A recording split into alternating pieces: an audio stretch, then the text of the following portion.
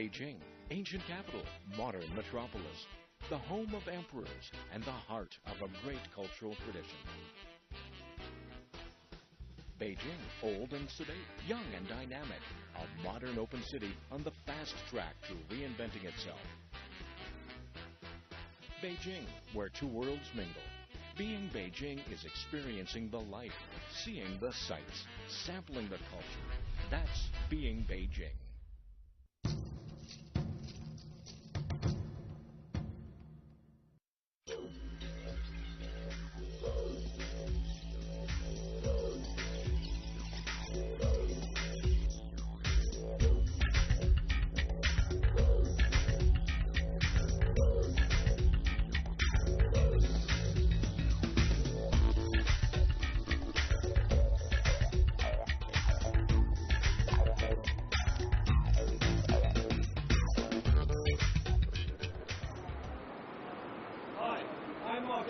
And welcome to Travelogue. I'm in the northwestern part of Beijing, in an area more commonly known as the Silicon Valley of China. It's Zhongguancun, a technological haven where some of China and the world's largest IT companies reside. For most first-time visitors, Beijing is a wonderful surprise. If you come expecting tradition and culture, you will also find a vibrant modern city. If you expect to see a sprawling cosmopolitan worthy of its place as one of the world's superpowers, you will definitely be treated to some history and a deep sense of heritage. Make your way up to the Haidian district and you'll find these two worlds side by side. The capital's answer to California's Silicon Valley sits almost on top of China's oldest and most revered universities. It is home to two of the most famous universities in China, Tsinghua and Beijing. Along with more than 70 other institutions of higher education and 232 scientific research institutions, Zhongguancun is the most scientist and engineer-intensive place in China. Its similarities with the US Silicon Valley come mostly from the sourcing of the graduates directly into jobs within big Zhongguancun-based companies. Right, well, you'll be spending a lot of time in taxis, most likely, during your stay in Beijing. Here's a few pointers. Firstly, the meters start between 10 and 11 kuai, depending on the time of day. And make sure you pick up the receipt at the end, because that's the only way you'll be able to track down any stuff if you do leave it in a taxi.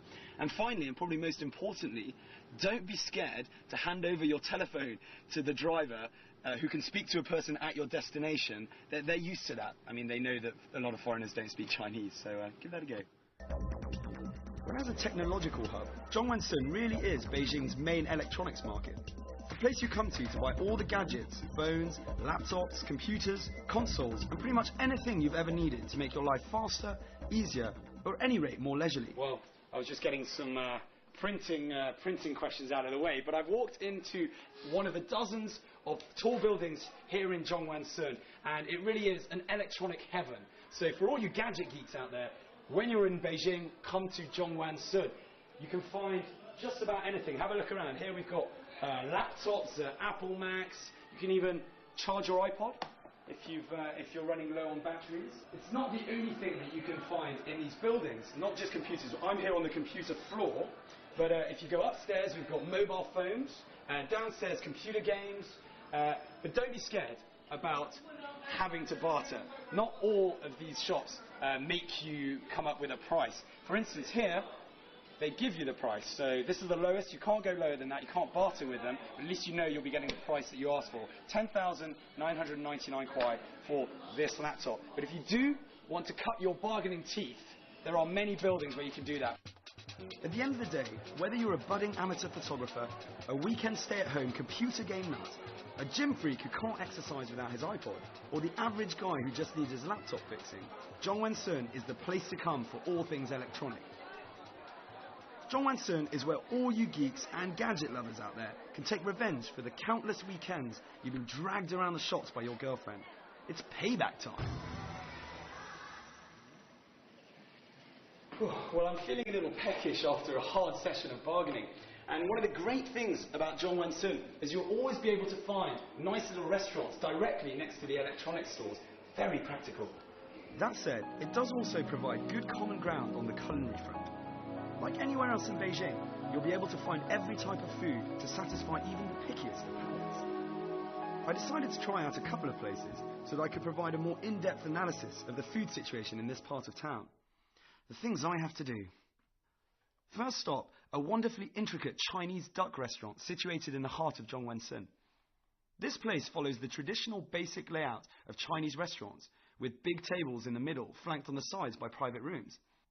You'll find that in Beijing, you often don't have to pay for one of these private rooms. Simply book in advance. This particular restaurant was unfortunately closed when I arrived, which is normal for the bigger eating establishments. They tend to stick to the 11 a.m. to 2 p.m. lunchtime schedule.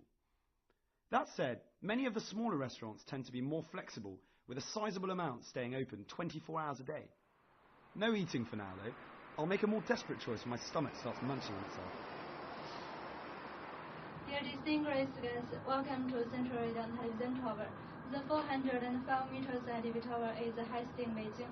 We will take you to the open air observation platform first, then go down 13 meters and into the Olympic. Next stop is the CCTV tower. Located just off the 3rd ring road on the northwest side of the city, the tower is a hidden gem. When you come up to it, you have quite literally found the needle in the haystack. It's a bad pun on its appearance, but still, if this were any less of a city with fewer attractions, I think the tower would feature much more prominently in tourist promotions. As it is, there are so many things to see in Beijing, especially of historical and cultural interest, that the poor old tower tends to get overlooked. But it's definitely worth it. Interestingly enough, having been up the Eiffel Tower, I get a very similar feeling when I reach the top of this one. I'm in no way comparing the two, just saying that I love the open-air 360-degree view of an entire city. Okay, personal recommendation. If it's a clear and sunny day like it is today, come here. Come to the CCTV tower. We're up at 238 meters and the wind is blowing. I'm even jumping in the wind. Look how much I move. It's beautiful. The whole of Beijing sprawling across me. Another feature at the top of the tower is that there are signs with the distances to some of the world's most famous sites, so you can actually see how far and in which direction the Eiffel Tower is. Again, you have a good chance to combine tourism with some gastronomic activity. Below the observation deck is a revolving restaurant where you can enjoy a 5-star Sino-Western buffet whilst Beijing revolves around. Clearly out of luck when it came to finding Chinese food, I decided to go for some foreign food instead, and I headed to Wudalco, a brisk taxi ride along the 3rd ring road. With its cosmopolitan mix of residents, Wudalco has an extremely diverse range of restaurants. I got a tip from a friend that there is a delicious Indian restaurant tucked away in the Wu, as it is sometimes affectionately known by the foreign students there. As I walk into Ganges, I'm struck by the authenticity of the place. I'm even greeted by the familiar face of Shilpa Shetty, the Indian Bollywood star who famously won the Celebrity Big Brother series in the UK. More importantly, I'm starving and looking forward to some good grub.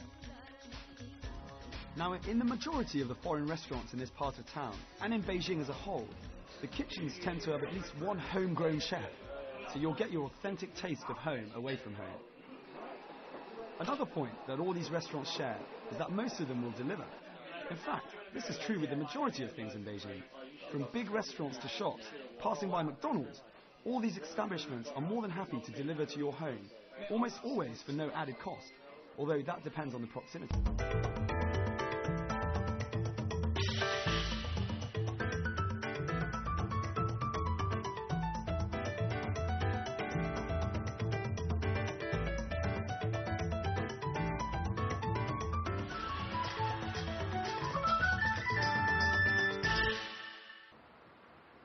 Beijing is broken up by ring roads, so it's very easy to find your position according to these. Just think of it as one giant grid with the Forbidden City at its centre. There are sculpting and time cafes dotted throughout Beijing. This one, however, is special.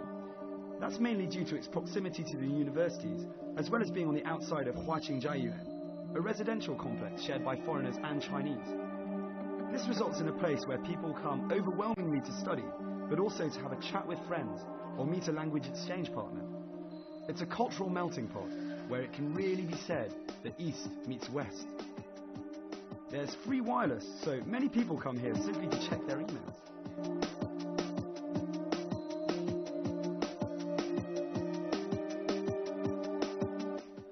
Right, so I didn't have a laptop, I didn't have a language exchange partner, and I clearly didn't have any friends. I was ready to get out of there. However, just so I would have a point of reference, I decided to check out the adjoining cafe called The Bridge. Though very similar to the Sit Cafe, there's definitely a more foreign air to this place. Maybe less about practicing your Mandarin, and more about enjoying a good cup of coffee or some decent food.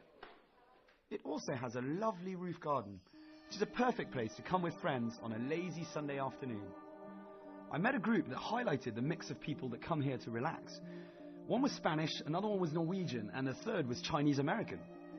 You'll find that the coffee shop area of Wudao really is a hub of cultural exchange.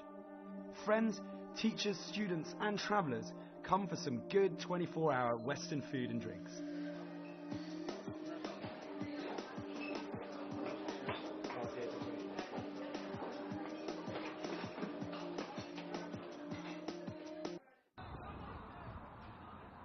Oh God, I'm so not going to make it.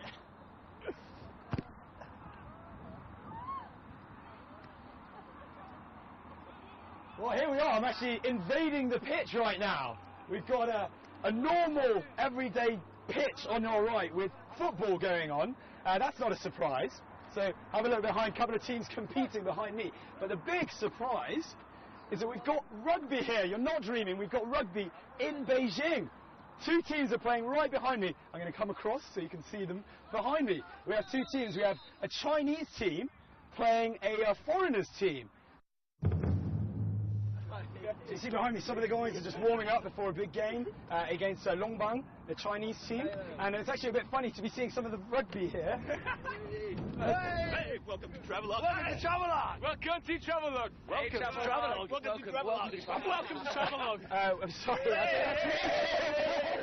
Hi, TRAVELOGUE. Welcome to TRAVELOGUE. Welcome to TRAVELOGUE. Come on, the others. Right. I think it's good enough for me for the moment.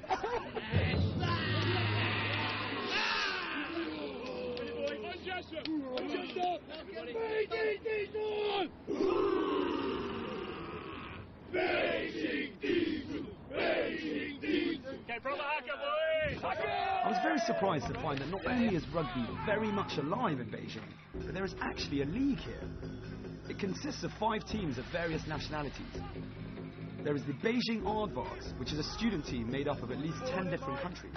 There's also a Japanese side, a Chinese side, a team made up of Pacific Islanders, who I'm told are as friendly as they are big, and an older expat team. I hear that the Aardvarks Rugby Club has been around for over 10 years and prides itself on the diversity of its players' origins. Just in case you're wondering, the name comes from some bright spark over a decade ago, realising that the AA in Aardvarks would put it at the top of all alphabetical searches in magazines and such things. Who said rugby players were just mindless thugs?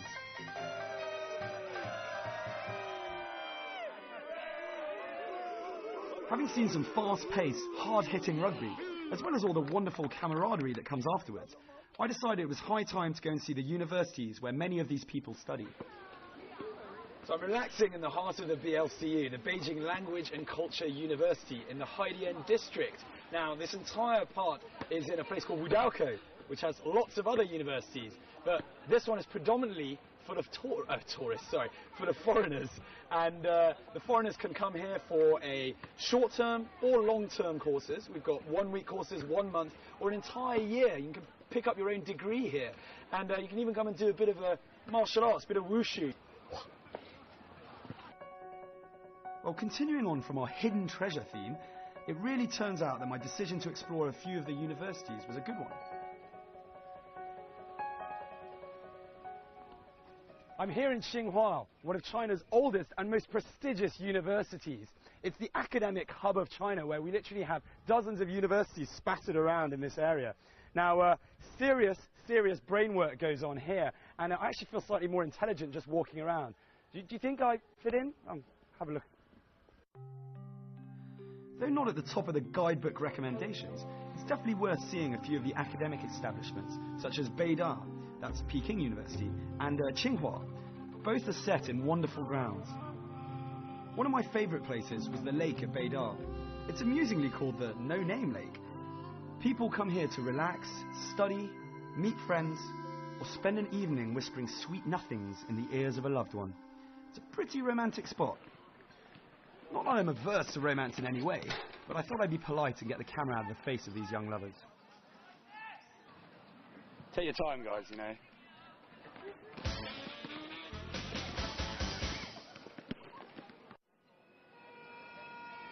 As the main student area, Wudaokou is renowned for cheap beer and late-night partying. So if drunk college kids are your thing, head there. I'm just kidding. It's a fun place anyway. Those are the characters for Wudaokou, if you're wondering.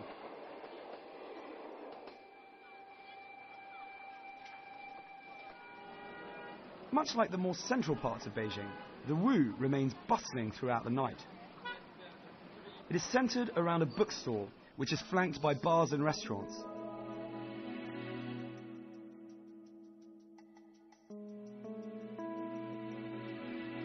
Well, in any case, I was done with books and technology for the day and was ready to hit the beers. Seeing as I was in the area, I thought it would be a perfect time to catch up with some friends. They happen to live right at the heart of Wudaokou, so let's go. There are literally thousands of students from abroad who come to Beijing to study Mandarin. Some do this as part of an exchange program at their respective universities.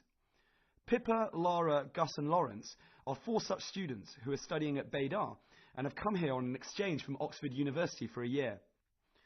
They very kindly let me snoop around their house for your viewing pleasure, so enjoy. In terms of rent, it costs them 13,000 renminbi a month. That said, they do live in a pretty luxurious apartment that's even equipped with a rooftop garden. Whatever happened to slumming it up as a student?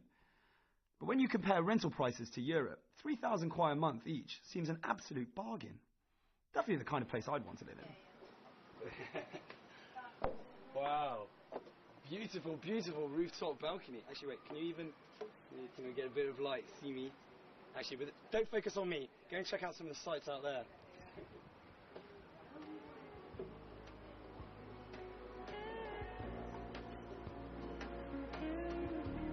It's good fun catching up. They rave about what a great opportunity this year has been and how living in this part of the city has been a really enjoyable experience. Anyway, that's all the time we've got for tonight. Big day tomorrow. I'm heading to a seriously big garden. I'm going to be up early, so just a few cheeky drinks for me.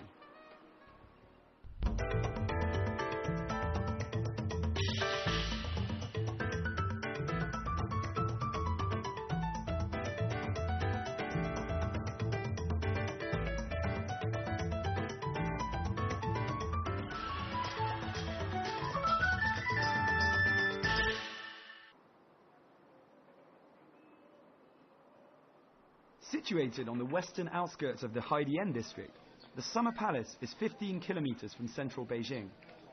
It's one of the capital's most visited sites and teems with tour groups from all over China and beyond. The Summer Palace occupies an area of 2.9 square kilometers, 3/4 of which is water. Once a playground for the imperial court, it is an opulent mixture of over 3,000 structures, including palace temples, gardens, pavilions, lakes and corridors. The Summer Palace is the archetypal Chinese garden and is ranked amongst the most noted classical gardens in the world. In 1998, it was listed as a World Heritage Site by UNESCO. This area was known as the administrative area, though the Summer Palace was almost solely used as a place of relaxation for the ruling royalty. In fact, the work area was only added because an emperor enjoyed his time too much here. Therefore, he moved his office here so that he could spend as much time as possible. You can spot the administrative area from the decorations and symbols outside.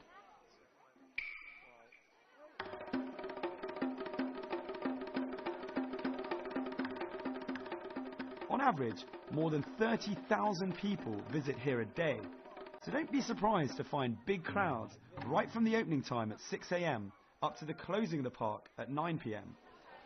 Now, when you come to the Summer Palace, I thoroughly recommend that you spend at least half a day here, simply because there are so many things to see. Now, I've been taken around to an area that's almost solely dedicated to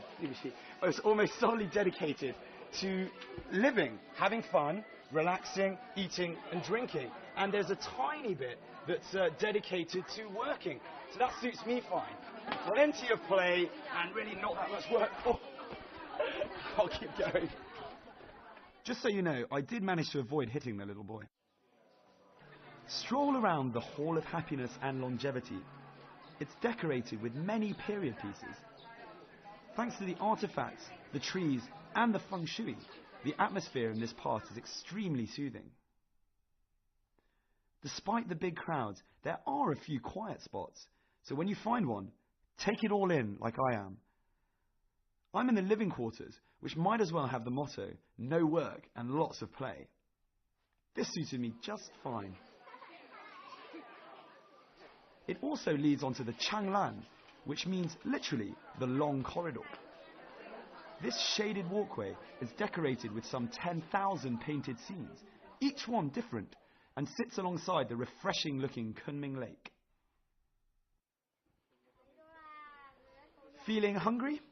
I always am. So head to the Imperial Restaurant.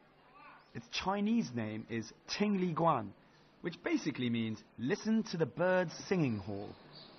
Did you hear that? That wasn't edited in, I swear.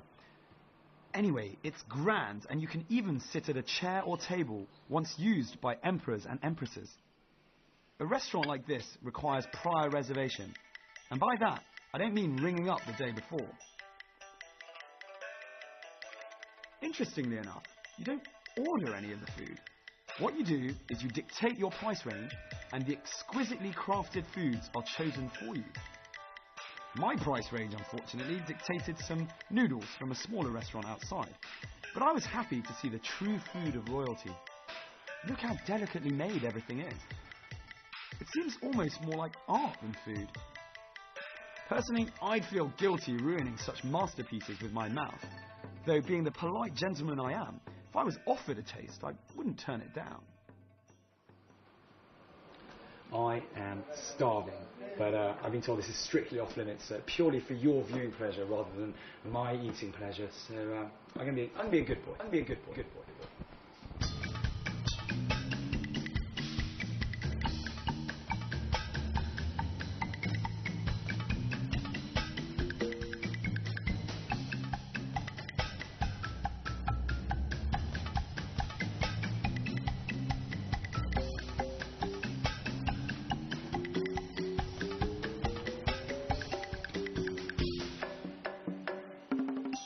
Okay, don't blame me for accidentally putting that piece of art into my stomach. I think it's safer there. The Kunming Lake is one of the main attractions of the Summer Palace. It can be explored by boat during the summer or skated over during the winter. Hire out a boat and you can lethargically spend a day on the water or explore the sights on the lake. You can hire out small two-man boats all the way up to large party boats. Don't miss the highly photogenic 17-arch bridge or the stunning Jade Belt Bridge. As there's so much to see in this area, don't fall into the trap of spending all your time on the water. Make your way up to the Buddhist Incense Tower. It's one of the best preserved and brightest parts of the Summer Palace. Above all, it's the highest. So for all you budding amateur photographers out there, do not miss this one. You can capture an entire area ranked amongst the most noted and classical gardens of the world.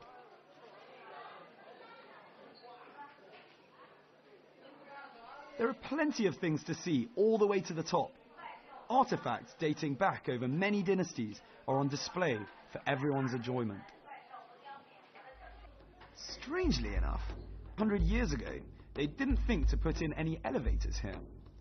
It's a steep climb, but you will be rewarded with sweeping views of the whole grounds, as well as a glimpse of the fragrant hills.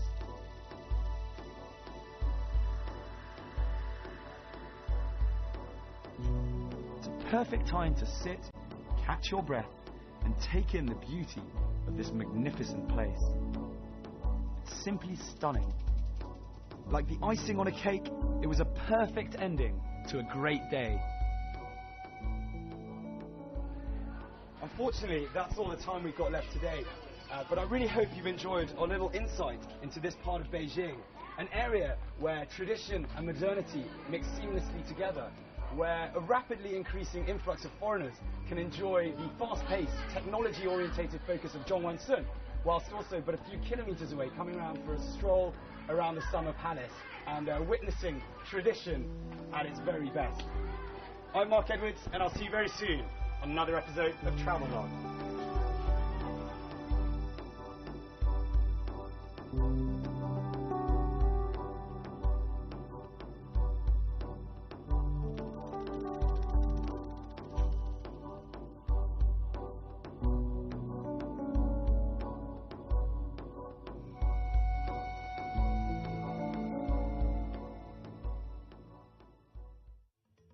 On the next episode of Travelogue, come and see the hidden treasures to be found on the outskirts of Beijing.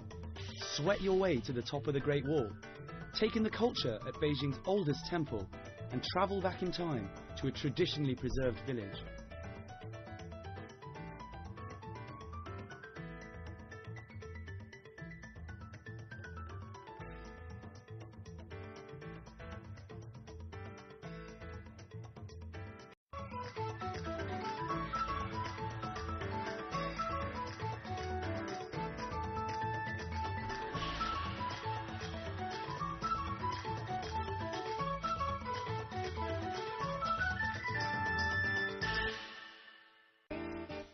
Beijing, ancient capital, modern metropolis, the home of emperors and the heart of a great cultural tradition. Beijing, old and sedate, young and dynamic, a modern open city on the fast track to reinventing itself. Beijing, where two worlds mingle. Being Beijing is experiencing the life, seeing the sights, sampling the culture. That's being Beijing.